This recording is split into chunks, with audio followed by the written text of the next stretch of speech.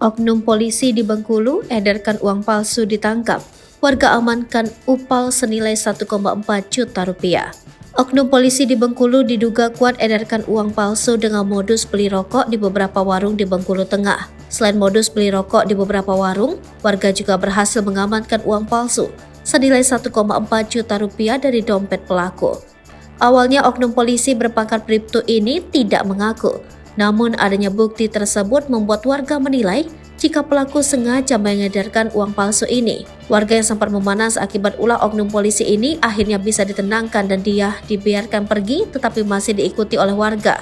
Tiba-tiba oknum polisi tersebut mengarah ke Polsek Pondok Kelapa dan akhirnya warga yang menangkap oknum polisi tersebut juga ikut ke Polsek Pondok Kelapa. Seorang oknum polisi di Bengkulu diamankan warga Bengkulu Tengah lantaran melakukan pengedaran uang palsu dengan modus membeli rokok di warung Kamis 13 April 2023 sekira pukul 18.30. Salah satu pemilik warung, Ronaldi, warga desa Padang Betuah, Kecamatan Pondok Kelapa, Kabupaten Bengkulu Tengah, mengaku sempat terkecoh dengan uang pecahan Rp100.000 yang diberikan oleh oknum polisi tersebut.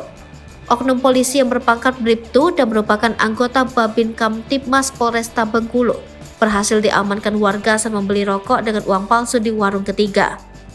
Mengetahui bahwa uang tersebut palsu, ia bersama rekannya pun mencoba mengejar pelaku dan kebetulan pelaku kembali membeli rokok di salah satu warung menggunakan uang palsu juga.